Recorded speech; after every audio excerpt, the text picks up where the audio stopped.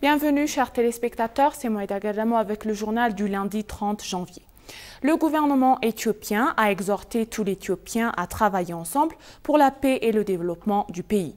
Des forums de discussion publique ont été organisés dans différentes parties de l'Éthiopie dans le but d'assurer la croissance et le développement du pays. Menant les discussions, les responsables gouvernementaux ont déclaré que les Éthiopiens devraient se tenir ensemble pour le développement et le progrès du pays compte tenu de la situation actuelle de l'Éthiopie. Tesfaïol de Michael a plus. La discussion en cours à Gambella a abordé diverses questions pertinentes pour résoudre les problèmes brûlants des résidents et d'autres États régionaux. Les habitants de Gambella ont soulevé des questions concernant l'approvisionnement en carburant et les problèmes de la vie à soumettre à la discussion. Les responsables ont indiqué que le gouvernement doit travailler dur pour contrôler les canaux d'approvisionnement en carburant et l'escalade du coût de la vie dans les régions respectives. L'administrateur en chef adjoint de l'État régional de Gambella, Tankwe Djouak, a indiqué qu'il reste encore beaucoup à faire pour relever les défis dans son État régional. Les questions soulevées concernant les dispositions sur le carburant sont réelles et pertinentes. L'approvisionnement en carburant semble correct à la lumière du jour, mais le sabotage se produit pendant la nuit et le public souffre beaucoup. Les organismes concernés sont responsables de faire plus pour résoudre le problème. Il reste encore beaucoup à faire pour les réalisations futures. La contrebande affecte la vie normale du public et il faut faire plus pour éviter le problème. Le public des administrations municipales de Dreddawa et de l'État régional somalien a également exprimé ses préoccupations concernant la paix et la sécurité, la mauvaise administration et les questions liées à l'inflation.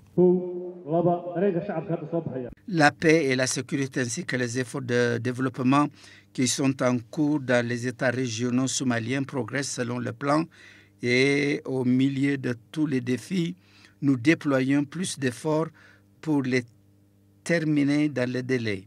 Mais nous ne menions pas des différents défis auxquels les États régionaux sont confrontés.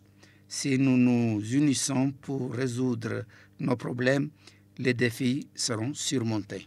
Les chefs religieux, les anciens et les personnalités publiques respectives ont participé aux discussions dans les régions mentionnées et des résultats prometteurs sont convenus pour faire avancer les aspirations du public. En particulier, le déménagement comprend des questions divertissantes d'éducation, de santé et d'autres secteurs sociaux qui nécessitent une attention particulière pour de nouvelles réalisations afin de répondre aux normes de la prospérité aspirée en Éthiopie. De même donc, un débat public sur les affaires courantes de l'Éthiopie a également eu lieu dans diverses parties du pays dans le but d'apporter le calme, la sécurité et la coexistence dans le pays. Les discussions en cours dans certains pays, en particulier à Gambella, Dreddawa et dans la région somalienne, ont été déterminantes pour atteindre les objectifs fixés jusqu'à présent. Ce qui s'est passé à Gambella vaut la peine d'être mentionné. Tesfaïol de Michael a plus. Un débat public a eu lieu visant à faire prendre conscience à la population de la situation actuelle du pays et à s'unir pour la paix et le développement. Le débat public s'est tenu sous le thème de la fraternité nationale pour le succès de la prospérité et le président de la Fédération de la Chambre, qui a assisté au débat public à Adama, a déclaré que bien que le pays ait été confronté à des problèmes ces dernières années, en raison de cette pression extérieure, il a pu obtenir d'excellents résultats. Il a également parlé des travaux effectués sur le barrage de la Renaissance et de leur succès. Un des travaux réalisés après la réforme est le travail que nous avons fait sur le grand barrage de la Renaissance éthiopienne. La réforme est intervenue à un moment où le barrage a été lourdement pillé et les travaux ont été arrêtés. Dans nos efforts pour reprendre les travaux, on ne s'attendait pas à ce qu'il soit possible de le voir commencer à produire de l'électricité. De plus, il y a beaucoup de pression internationale pour empêcher la construction du barrage. Donc nous essayons toujours autant que possible de conclure un accord tripartite avec les pays voisins.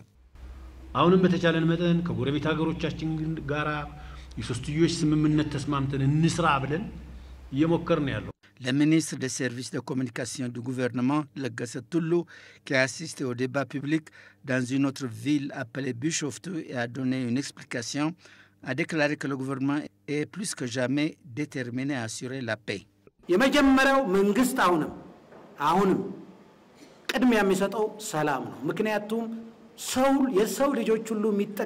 Puisque tout le monde profite de la paix, le gouvernement donne la priorité à la paix.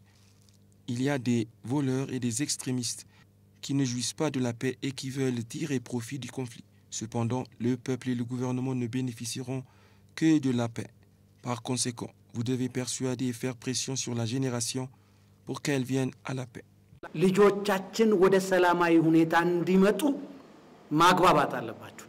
Des discussions publiques similaires ont eu lieu à Gambella, Asosa, Sidama, Harare, Dreddawa et dans d'autres régions.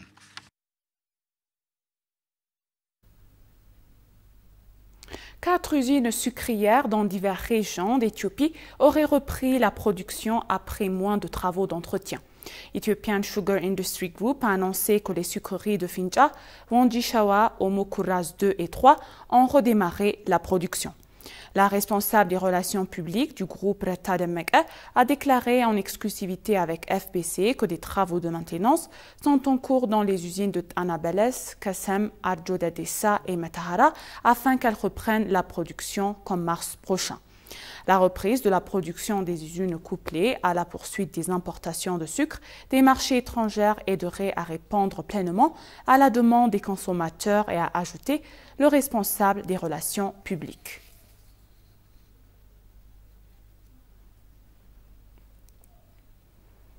La diaspora éthiopienne au Qatar a continué à s'engager intensivement dans le soutien du large éventail d'efforts de développement national, a déclaré l'ambassadeur Faisal Aliyi.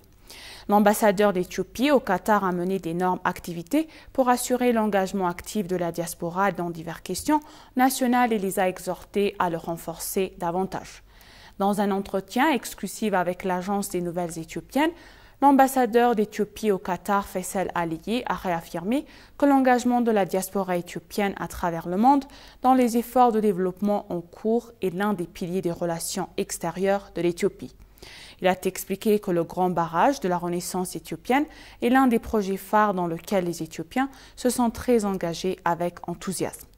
Quelques 52 organisations de la diaspora éthiopienne provenant de 25 pays et membres de la diaspora qui ont activement participé au soutien de leur pays à diverses occasions ont été reconnus cette semaine et ont visité le grand barrage de la Renaissance. Parlant de l'engagement de l'ambassade dans la diplomatie économique, l'ambassadeur Faisal a déclaré que des efforts sont en cours pour augmenter le volume des échanges qui est actuellement en faveur du Qatar et sollicite le marché des produits éthiopiens tels que les épices, le café et le bétail. Et l'Éthiopie importe des produits pétrochimiques.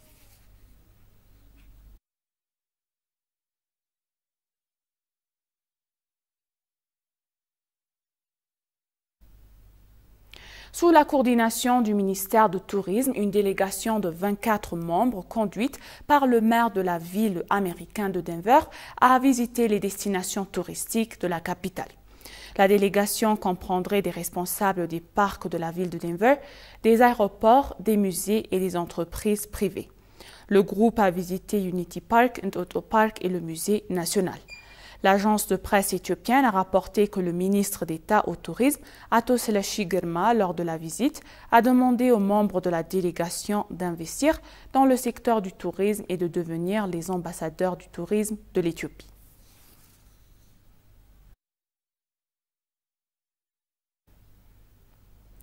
L'autorité éthiopienne du patrimoine a révélé qu'elle avait ramené 2 manuscrits religieux sortis illégalement du pays au cours des 6 derniers mois. Le directeur de l'inventaire et de l'inspection du patrimoine de l'autorité éthiopienne du patrimoine, Tesfalem Abebaw, a déclaré à l'agence de presse éthiopienne que l'autorité travaillait à la restitution d'un total de 10 patrimoines qui ont été volés et qui se trouvent maintenant dans divers pays. Le comité donc a mené des recherches pour ramener les héritages restants qui ont été perdus à cause de la guerre. Quelques 19 artefacts ou héritages ont été restitués à l'Éthiopie au cours de la seule dernière année. Les héritages rendus étaient des manuscrits, des croix, des trophées argentés et autres. Le manque d'intérêt par le retour des héritages pris de différentes manières et l'absence de loi pour protéger et ramener les héritages ont été des défis en temps voulu pour ramener les artefacts au pays. Afin de résoudre définitivement le problème et de restituer les artefacts, les efforts diplomatiques inlassables sont nécessaires à cette fin.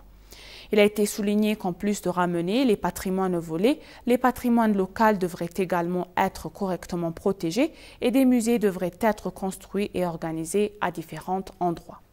Une large campagne de sensibilisation et d'éducation pour la société éthiopienne est hautement nécessaire pour transmettre l'essence des héritages de génération en génération.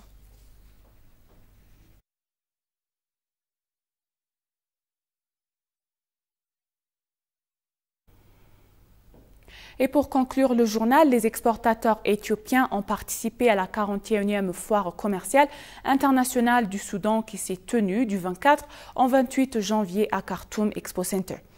Le ministre soudanais du Commerce et de l'Approvisionnement Amal Salih, le gouverneur du Khartoum Ahmed Othman et le chef de mission adjoint de l'ambassade d'Éthiopie au Soudan Mekonnen Gossae ont visité les produits présentés par les exportateurs éthiopiens à la foire commerciale. Ils ont également assisté à la cérémonie traditionnelle du café éthiopien qui a également attiré l'attention des visiteurs du salon.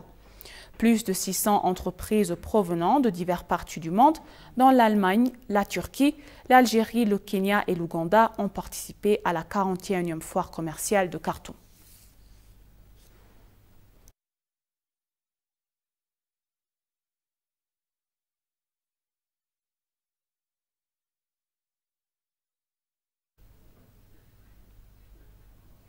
Chers téléspectateurs, nous vous rappelons les titres principaux.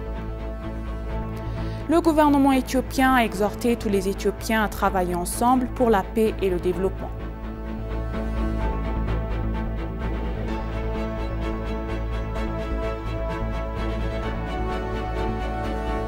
L'ambassadeur éthiopien au Qatar déclare que la diaspora continue de soutenir les efforts de développement en cours.